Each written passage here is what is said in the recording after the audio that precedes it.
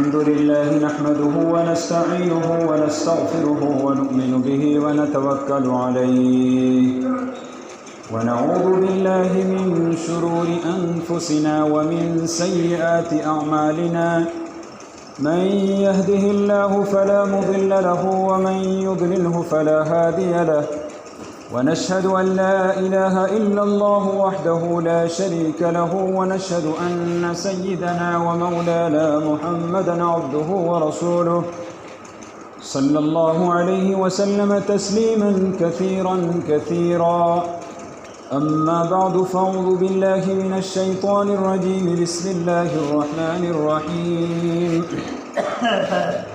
ولا تقولوا لمن يقتل في سبيل الله أمواتا بل أحياء ولكن لا تشعرون صدق الله العظيم۔ محترم بزرگوں اور دوستوں اور دینی و اسلامی بھائیوں، آج 10 محرم الحرام ہے۔ میں نے پچھلے ہفتہ وعدہ کیا تھا کہ اگر اللہ نے حیات رکھی تو انشاءاللہ آئندہ ہفتہ واقعہ کربلا بیان کیا جائے گا۔ ذرا دھیان سے اور توجہ سے اس کو سننے کی ضرورت ہے۔ شروع سے لے کر اخیر تک دھیان سے، توجہ سے، غور سے، فکر سے اگر سنیں گے تو واقعے کا کچھ خلاصہ اور ماحصل نکلے گا، اور اگر بے توجہی سے سنا تو پھر کچھ سمجھ میں نہیں آنے کے۔ واقعہ کربلا انتہائی دردناک، بڑا دلدوز اور بڑا اندوہناک ہے۔ یہ صرف 2 شخصیتوں کی لڑائی نہیں ہے، حق اور باطل کا ٹکراؤ ہے، حق اور باطل کا معرکہ ہے۔ ایک طرف یزید ہے تو دوسری طرف سیدنا حسین رضی اللہ تعالی عنہ ہیں۔ یزید کا کہنا تھا کہ آؤ ہمارے ہاتھ پر بیعت کرو، ہمیں اپنا امیر مانو۔ سیدنا حسین رضی اللہ تعالی عنہ کا کہنا تھا کہ باپ کے بعد بیٹا جانشین ہو، باپ کے بعد بیٹا امیر بنے، یہ اسلام کے اندر شورئی نظام کے خلاف ہے۔ اور چونکہ یزید ظالم و جابر، فاسق و فاجر قسم کا انسان تھا، بدطینت اور بد خصلت اس کی گھٹی کے اندر پڑی ہوئی تھی، ظلم و جبر کا وہ پیکر تھا، تو سیدنا حسین رضی اللہ تعالی عنہ ایسے ظالم ہاتھ کے، ایسے ظالم بادشاہ اور ایسے ظالم امیر کے ہاتھوں پر بیعت کیسے کر سکتے تھے؟ واقعہ کربلا اغیار، بالخصوص یہودیوں کی مجرمانہ ذہنیت، ان کی سازشوں اور پروپیگنڈے کے نتیجے میں واقع ہوا ہے۔ اسلام کو جتنا نقصان یہودیوں نے پہنچایا ہے اتنا کسی اور نے نہیں پہنچایا۔ مدینے میں تو گویا کہ بلا تاج و تخت ان کی حکمرانی تھی۔ مدینہ کے قریب یہودیوں کے 3 طبقے رہا کرتے تھے، بنو قینقاع، بنو نذیر اور بنو قریظہ۔ یہ بہت مضبوط قلعے تھے، بہت مضبوط طاقتور قبیلے تھے، طبقے تھے۔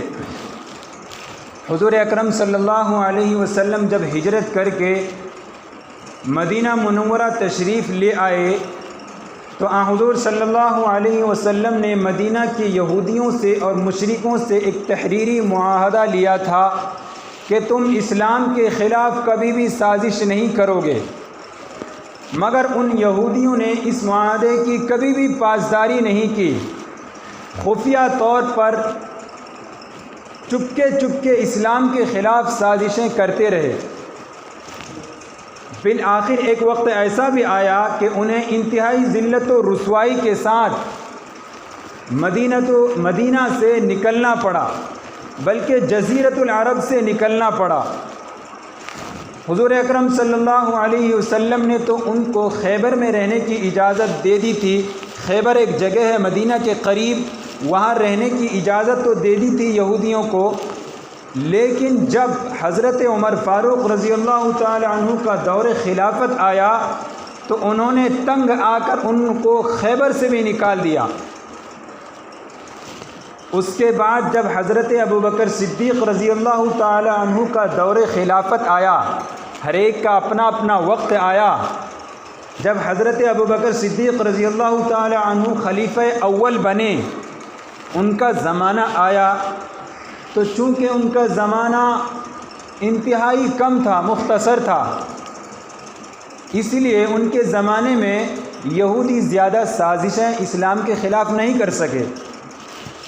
اس کے بعد جب حضرت عمر فاروق رضی اللہ تعالی عنہ کا دور خلافت آیا، تو چونکہ اللہ تبارک و تعالی نے حضرت عمر فاروق رضی اللہ تعالی عنہ کو رعب و دبدبہ اور ہیبت عطا کی تھی، یہودی ان سے کانپتے تھے، سامنے آنے کی ہمت نہیں ہوتی تھی، جرأت نہیں ہوتی تھی، مگر اس کے باوجود چپکے خفیہ طور پر اسلام کے خلاف سازشیں کرتے رہے، اور انہی سازشوں کے نتیجے میں حضرت عمر فاروق رضی اللہ تعالی عنہ شہید ہوئے۔ ابو لؤلؤ فیروز پارسی جو کہ ایک ایرانی غلام تھا، اس نے حضرت عمر فاروق رضی اللہ تعالی عنہ پر تلوار کا وار کیا، جس سے آپ شہید ہو گئے۔ اس کے بعد جب خلیفہ ثالث یعنی حضرت عثمان غنی رضی اللہ تعالی عنہ کا دور آیا، ان کی خلافت کا دور آیا، تو چونکہ حضرت عثمان غنی رضی اللہ تعالی عنہ انتہائی نرم مزاج اور بردبار انسان تھے، حیا والے انسان تھے، نرم مزاج تھے، اس لیے ان کی خلافت کے آخری دور میں عبداللہ ابن سبا جو کہ ایک یہودی تھا، وہ اٹھا۔ عبداللہ ابن سبا یہ کون تھا؟ یہ عبداللہ ابن سبا انتہائی چالاک یہودی تھا، لیکن انتہائی چالاک تھا۔ اس کے دماغ میں تدبیروں کا خزانہ تھا، اس نے انسانی طبیعتوں کو پرکھا تھا، انسانی مزاج سے وہ پوری طرح واقف تھے۔ وہ لوگوں کو اپنے بہکاوے میں لینے میں پوری طرح مہارت اور صلاحیت رکھتا تھا۔ اس نے کیا کیا؟ بظاہر اس نے دکھلاوٹ میں حضرت عثمان غنی رضی اللہ تعالی عنہ کے ہاتھ پر بیعت کر لیا، یعنی اسلام قبول کر لیا، اور پھر انتہائی مکاری اور چالاکی کے ساتھ، چالاک تو پہلے ہی سے تھا، انتہائی مکاری اور چالاکی کے ساتھ اس نے لوگوں کے ذہنوں کو بنانا شروع کیا، لوگوں کو پرکھنا شروع کیا، اپنے پنجے میں لینا شروع کیا، اپنے بہکاوے میں لینا شروع کیا۔ اس نے آگے چل کر ایک نیا عقیدہ پیش کیا جو اسلام کے اندر کبھی ایسا عقیدہ نہیں آیا تھا۔ لوگوں کے ذہنوں میں ایک نیا عقیدہ پیش کیا۔ کیا نیا عقیدہ پیش کیا؟ نیا عقیدہ یہ پیش کیا، لوگوں کو اس نے بتانا شروع کیا کہ نبی کریم صلی اللہ علیہ وسلم دنیا کے اندر دوبارہ تشریف لے آئیں گے۔ عبداللہ ابن سبا کی آواز کوئی ایسی ویسی نہ تھی کہ جو لوگوں کے کانوں تک جا کر یوں ہی واپس چلی آتی۔ بہت سے سادہ لوگ، سادہ قسم کے لوگ جو پڑھے لکھے نہیں تھے، ان کے ذہنوں میں عبداللہ ابن سبا کی یہ باتیں آنے لگی، ان کا یہ عقیدہ لوگوں کے ذہنوں میں گھڑ گیا۔ آئے دن وہ نیا عقیدہ پیش کرتا رہا۔ اس نے پھر آگے چل کر ایک نیا عقیدہ اور پیش کیا، اور وہ یہ پیش کیا کہ حضور اکرم صلی اللہ علیہ وسلم کے بعد سب سے افضل اور سب سے بہتر حضرت علی رضی اللہ تعالی عنہ ہیں۔ حالانکہ ان سے پہلے 3 خلیفہ اور بھی ہیں، حضرت ابوبکر صدیق، حضرت عمر فاروق اور حضرت عثمان غنی رضی اللہ تعالی عنہ، یہ ترتیب وار ہیں۔ پہلے نمبر پر حضرت ابوبکر صدیق رضی اللہ تعالی عنہ خلیفہ بنے، دوسرے نمبر پر حضرت عمر فاروق رضی اللہ تعالی عنہ خلیفہ بنے، تیسرے نمبر پر حضرت عثمان غنی رضی اللہ تعالی عنہ خلیفہ بنے۔ اب اس کے ذہن میں سازش رچی، یہ سازش رچنا شروع کیا، اس نے لوگوں کے ذہن میں یہ بات ڈالنا شروع کیا، یہ عقیدہ بنایا کہ حضور اکرم صلی اللہ علیہ وسلم کے بعد سب سے افضل اور سب سے بہتر حضرت علی رضی اللہ تعالی عنہ ہیں، اور حضور اکرم صلی اللہ علیہ وسلم حضرت علی کے خلیفہ ہونے کی وصیت کر گئے ہیں، لہذا حضرت علی کو خلیفہ اول ہونا چاہیے تھا۔ حالانکہ خلیفہ اول کون تھے؟ حضرت ابوبکر، خلیفہ دوم حضرت عمر فاروق، خلیفہ ثالث حضرت عثمان غنی۔ لیکن اس نے کیا کہنا شروع کیا کہ حضور اکرم صلی اللہ علیہ وسلم کے بعد سب سے افضل اور سب سے بہتر حضرت علی ہیں، اور حضور اکرم صلی اللہ علیہ وسلم حضرت علی کے خلیفہ ہونے کی وصیت فرما گئے ہیں، لہذا حضرت علی کو خلیفہ اول ہونا چاہیے تھا۔ ابو بکر و عمر یہ لالچی تھے، حریص تھے، یہ لالچ میں آ کر مرتد اور کافر ہو گئے تھے، نعوذ باللہ۔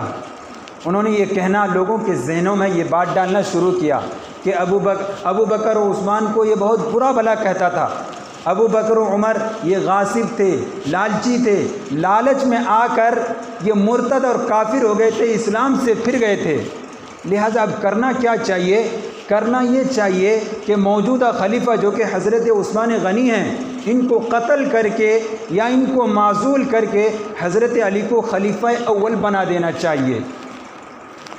اب اس نے محنتیں کرنا شروع کی، بصرہ، کوفہ، دمشق اور مصر وغیرہ جا کر اپنے ہم خیال پیدا کیے، اپنے مریدین پیدا کیے، اور پھر ایسے حالات پیدا ہو گئے کہ جس کی وجہ سے حضرت عثمان غنی رضی اللہ تعالیٰ عنہ کی مظلومانہ شہادت ہو گئی۔ حضرت عثمان غنی رضی اللہ تعالیٰ عنہ کی شہادت کے بعد اب کس کا نمبر آتا ہے؟ حضرت علی کا۔ حضرت عثمان غنی رضی اللہ تعالیٰ عنہ کی شہادت کے بعد حضرت علی رضی اللہ تعالیٰ عنہ خلیفہ بنے۔ کون سے نمبر کے؟ خلیفہ چہارم، چوتھے نمبر کے خلیفہ بنے۔ حضرت علی رضی اللہ تعالیٰ عنہ چوتھے نمبر کے خلیفہ بننے کے بعد تیسرے روز ہی حکم فرمایا کہ جو لوگ بصرہ، کوفہ، دمشق اور مصر وغیرہ سے مدینہ منورہ آئے ہیں وہ واپس چلے جائیں۔ لیکن میں نے جس کا پہلے نام لیا عبداللہ ابن سبا اور اس کی ٹیم کے لوگ جانے سے صاف انکار کر دیا۔ عبداللہ ابن سبا اپنے آپ کو حضرت علی رضی اللہ تعالی عنہ کے شیدائی ظاہر کرتے تھے، اپنے آپ کو مرید کہتے تھے حضرت علی رضی اللہ تعالی عنہ کے، اپنے آپ کو تو کہتے تھے مرید اور متبعین، لیکن ان کا ایک بھی کہنا مانتے نہیں تھے، ایک بھی حکم مانتے نہیں تھے، صرف ظاہر میں، بناوٹ میں اپنے آپ کو مرید کہلاتے تھے، متبعین کہلاتے تھے، لیکن دلی طور پر ایک بھی حضرت علی رضی اللہ تعالی عنہ کا کہنا اور ان کا حکم مانتے نہیں تھے۔ میں آپ کو یہاں پہ ساتھ ساتھ یہ بھی بتاتا چلوں کہ حضرت علی رضی اللہ تعالی عنہ جب خلیفہ بنے تو ان کی خلافت کے دور میں 3 جنگیں ہوئیں، 3 مشہور لڑائیاں ہوئی ہیں۔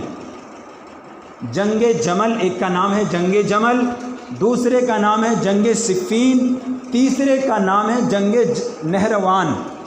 اور یہ تینوں غیروں سے نہیں، غیر مسلموں سے نہیں، بلکہ آپس میں ہوئی ہیں، آپس میں مسلمانوں کے درمیان یہ لڑائیاں ہوئی ہیں، یہ جنگیں ہوئی ہیں۔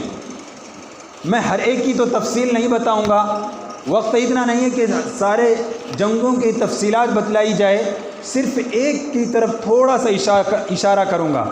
جنگ صفین، ایک طرف حضرت علی رضی اللہ تعالیٰ عنہ تھے تو دوسری طرف حضرت امیر معاویہ رضی اللہ تعالیٰ عنہ تھے، اور دونوں صحابی رسول، ان دونوں کے درمیان لڑائی ہوئی ہے، ان دونوں کے درمیان جنگ ہوئی ہے، اس کا نام ہے جنگ صفین۔ اور کس بات میں لڑائی ہوئی ہے؟ اس بات میں لڑائی ہوئی ہے کہ جب حضرت علی رضی اللہ تعالیٰ عنہ خلیفہ بنے تو حضرت امیر معاویہ رضی اللہ تعالیٰ عنہ نے ان سے کہا آپ وقت کے خلیفہ ہیں، آپ سے جو پہلے خلیفہ تھے کون؟ حضرت عثمان غنی۔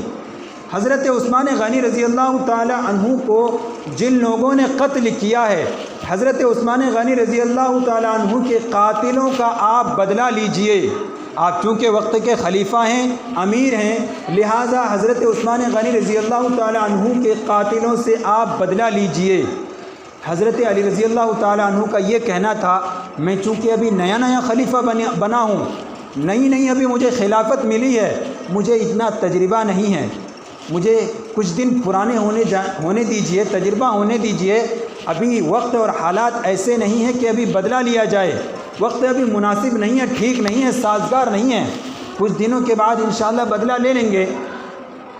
تو اسی بات میں لڑائی ہوئی، آپس میں صحابہ کی لڑائی نہیں ہوئی، ان کے فوجوں کے درمیان۔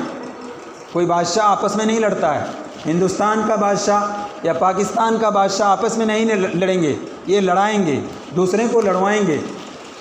تو ان دو صحابیوں کے درمیان لڑائی نہیں ہوئی، ان کے فوجوں کے درمیان لڑائی ہوئی۔ تو میں یہاں پہ یہ بتلانا چاہتا ہوں کہ ان دو صحابیوں کے درمیان جو لڑائی ہوئی، اب ہم مسلمان کسی صحابی کی، ایک بات ذہن میں آپ کو یہ بتلا دینا چاہتا ہوں کہ صحابی کی درمیان لڑائی ہوئی، ہم کسی صحابی کی طرفداری میں آ کر کسی دوسرے صحابی کو برا بھلا ہرگز نہیں کہہ سکتے۔ کسی صحابی کی طرفداری میں آ کر کسی کی طرف سے کسی کو گالی گلوچ یا سب و شتم یا کسی طرح کے طعن و تشنیع کسی صحابی کو ہم ہرگز نہیں کر سکتے، ورنہ ہمارے ایمان کا خطرہ ہے۔ ہم اور آپ صحابی کی جوتیوں کے دھول کے برابر بھی نہیں ہو سکتے۔ ان کی جو لڑائیاں ہوا کرتی تھی وہ کسی ذاتی لڑائی نہیں ہوتی تھی، وہ اپنے مفاد کی لڑائی نہیں ہوا کرتی تھی، کسی دنیاوی غرض کو حاصل کرنے کے لیے ان کی لڑائی نہیں ہوتی تھی، بلکہ اسلام کی خاطر ان کی لڑائی ہوا کرتی تھی، دین کی خاطر ان کی لڑائی ہوا کرتی تھی۔ خیر، جب حضرت علی رضی اللہ تعالی عنہ کو ان کے اپنے ہی گروہ کے عبد الرحمن ابن ملجم، کیا نام؟ عبد الرحمن ابن ملجم نے شدید زخمی کر دیا، کس کو؟ حضرت علی رضی اللہ تعالی عنہ کو۔ تو حضرت علی رضی اللہ تعالی عنہ نے جام شہادت نوش کرنے سے پہلے، شہادت کی موت، مرنے سے پہلے، انتقال سے پہلے، جام شہادت نوش کرنے سے پہلے حضرت حسن رضی اللہ تعالی عنہ کو نماز کے لیے اپنا جانشین مقرر کر دیا، اپنا خلیفہ بنا دیا۔ اور اس وقت ایسا کرنا خلافت کے استحقاق کی طرف اشارہ ہوا کرتا تھا، اور ساتھ ساتھ جو حضرت معاویہ رضی اللہ تعالی عنہ کے ساتھ جو لڑائی ہوئی تھی حضرت علی کی، اپنے بیٹے کو حضرت حسن رضی اللہ تعالی عنہ کو حضرت معاویہ رضی اللہ تعالی عنہ کے ساتھ صلح کی ترغیب بھی دی کہ بیٹے تم ان سے صلح کر لینا، میل ملاپ کر لینا، ان سے صلح کی ترغیب دی تاکہ امت میں اتحاد قائم رہے، اختلاف و انتشار میں امت نہ پڑے۔ اور حضور اکرم صلی اللہ علیہ وسلم نے بھی حضرت حسن رضی اللہ تعالی عنہ کے بارے میں یہ پیشن گوئی فرمائی تھی کہ میرے اس بیٹے کے ذریعے سے، حضرت حسن حضور اکرم صلی اللہ علیہ وسلم کے کون لگتے تھے؟ نواسے، ناتی لگتے تھے۔ تو کہا کہ میرے اس بیٹے کے ذریعے سے اللہ تبارک و تعالیٰ ایک وقت میں دو مسلمانوں کی جماعت کے درمیان مصالحت کرائے گا۔ وہ دو جماعت کون سی تھی؟ وہی حضرت علی رضی اللہ تعالیٰ عنہ کی جماعت اور حضرت معاویہ رضی اللہ تعالیٰ عنہ کی جماعت۔ حضور اکرم صلی اللہ علیہ وسلم نے یہ پیشن گوئی فرمائی تھی کہ میرے اس بیٹے کے ذریعے سے، حضرت حسن رضی اللہ تعالیٰ عنہ کے ذریعے سے، اللہ تبارک و تعالیٰ ایک وقت میں دو مسلمانوں کی جماعت کے درمیان مصالحت کرائے گا۔ چنانچہ حضرت حسن رضی اللہ تعالی عنہ نے حضرت حسن رضی اللہ تعالی عنہ نے حضرت معاویہ رضی اللہ تعالی عنہ سے صلح کر لی اور ان کے ہاتھ پر بیعت بھی کر لی، اور ساتھ ساتھ اپنے بھائی حضرت حسین رضی اللہ تعالی عنہ کو بھی بیعت پر آمادہ کر لیا۔ چنانچہ ان دونوں بھائیوں نے حضرت معاویہ رضی اللہ تعالی عنہ سے صلح کر لی، میل ملاپ کر لیا۔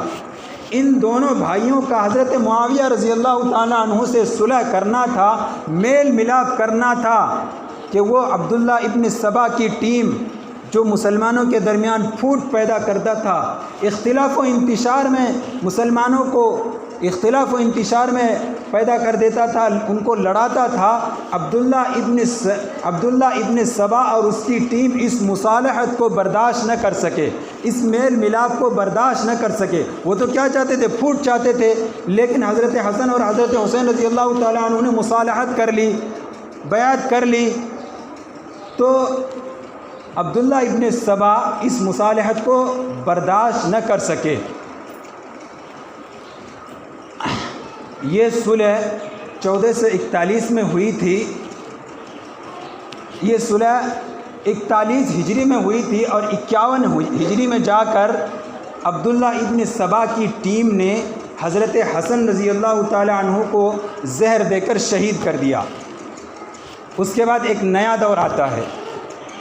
اس مصالحت کے بعد، اس میل ملاپ کے بعد امن و سکون، اطمینان کا ایک مثالی دور شروع ہو گیا، اور 20 سال تک امت پوری طرح متحد رہی، کوئی اختلاف نہیں، کوئی انتشار نہیں، امت پوری طرح میل ملاپ کے ساتھ رہی، متحد رہی۔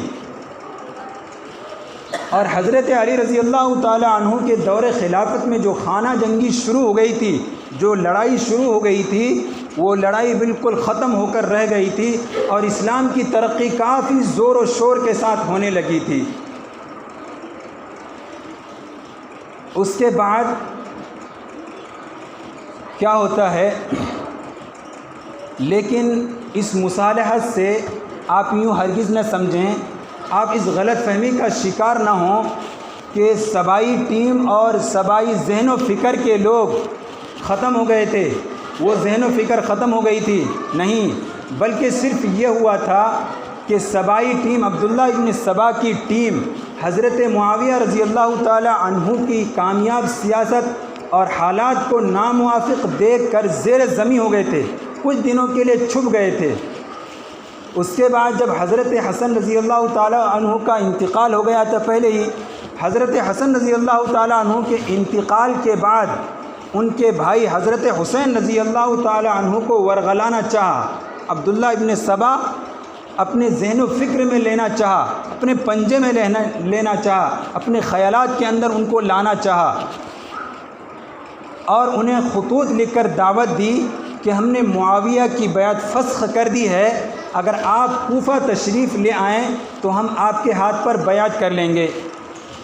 بے وفا کوفیوں نے، عبداللہ ابن سبا کی ٹیم نے حضرت حسین رضی اللہ تعالی عنہ کو خطوط لکھ کر امارت کی دعوت دی کہ ہم آپ کو امیر بنا دیں گے، امارت کی دعوت دی، اور مسلسل خطوط لکھ کر بھیجتے رہے، مگر حضرت حسین رضی اللہ تعالی عنہ نے اس مصالحت کے درمیان جانے سے انکار کر دیا، جو ان کے اور خود حضرت معاویہ رضی اللہ تعالیٰ عنہ کے درمیان جو مصالحت ہوئی تھی، اس مصالحت کے پیش نظر جانے سے انکار کر دیا۔ اس کے بعد جب حضرت امیر معاویہ رضی اللہ تعالیٰ عنہ نے اپنے بیٹے کون؟ یزید کو اپنا جانشین بنا دیا، اپنا خلیفہ بنا دیا، امیر بنا دیا، تو حضرت حسین رضی اللہ تعالی عنہ کا کہنا یہ تھا کہ باپ کے بعد بیٹا جانشین ہو، باپ کے بعد بیٹے کی ولی عہدی، یہ اسلام کے اندر شورئی نظام کے خلاف ہے۔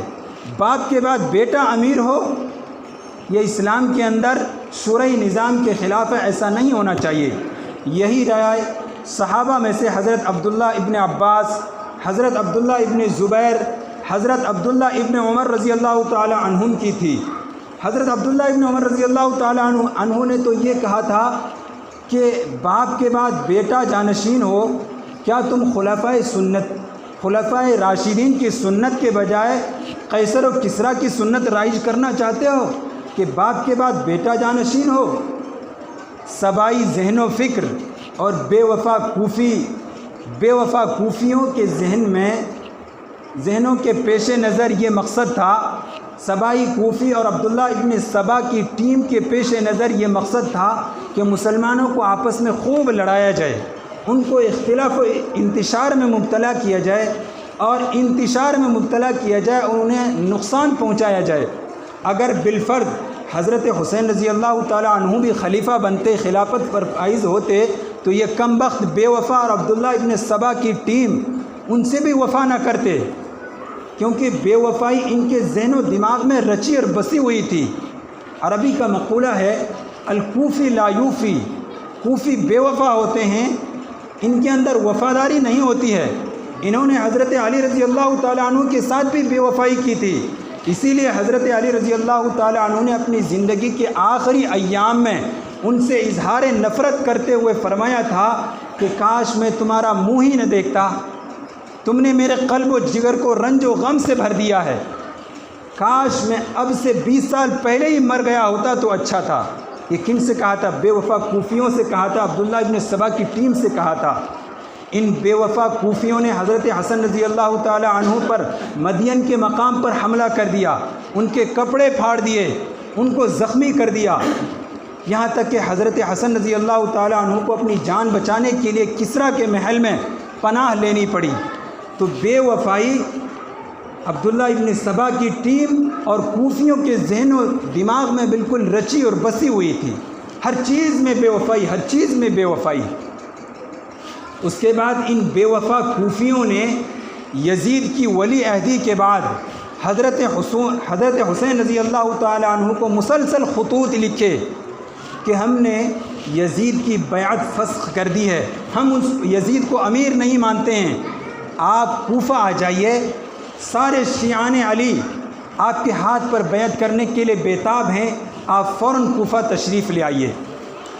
جب بے وفا کوفیوں نے حضرت حسین رضی اللہ تعالی عنہ کو بہت اصرار کیا، بہت ضد کیا کہ آپ کوفہ تشریف لے آئیں، تو حضرت حسین رضی اللہ تعالی عنہ کوفہ جانے کے لیے تیار ہو گئے۔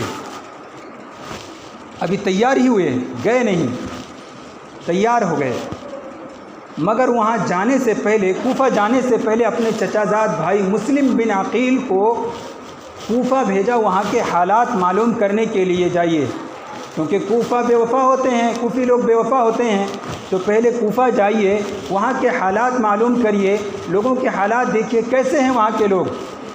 حضرت مسلم بن عقیل رضی اللہ تعالیٰ عنہ کوفہ گئے تو روایات مختلف ہیں، بعض روایتوں میں آتا ہے، بعض نے نقل کیا ہے کہ 12,000 کوفی، بعض میں آتا ہے کہ 18,000 کوفی، بعض میں آتا ہے کہ 30,000، بعض میں آتا ہے کہ 40,000، اور بعض میں آتا ہے کہ 80,000 کوفیوں نے حضرت مسلم بن عقیل کا خیر مقدم کیا، ان کا استقبال کیا، ان کو ویلکم کہا۔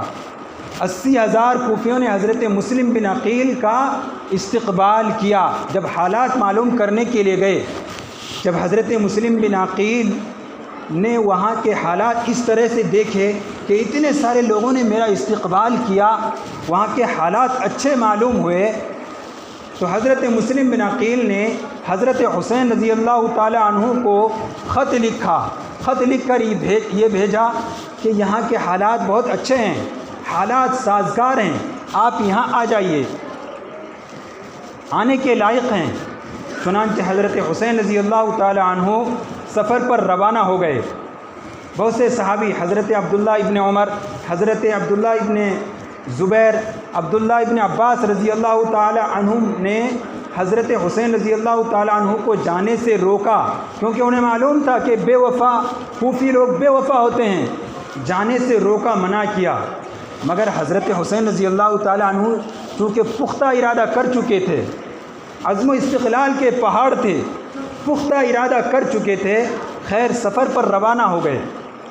ابھی چلتے رہے، سفر ہی پر تھے، ابھی راستے ہی میں تھے کہ کوفہ سے خبر آئی کہ وہ بے وفا کوفی جو 80,000 حضرت مسلم بن عقیل رضی اللہ تعالی عنہ کا استقبال کیا تھا، ان بے وفائیوں نے بے وفائی کر بیٹھا ہے، بے وفائی کی ہے۔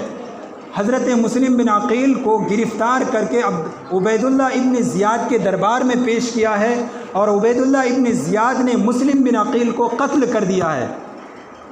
بے وفا کوفیوں کی بے وفائی دیکھیے، جن 80,000 بے وفائی کوفیوں نے حضرت مسلم بن عقیل کا استقبال کیا تھا، ان کا ویلکم کیا تھا، انہوں نے ہی گرفتار کر کے عبید اللہ ابن زیاد کے سامنے پیش کیا، اور عبید اللہ ابن زیاد نے حضرت مسلم بن عقیل کو قتل کر دیا۔ یہ خبر حضرت حسین رضی اللہ تعالی عنہ کو راستے میں ملی، اس کی اطلاع ہوئی۔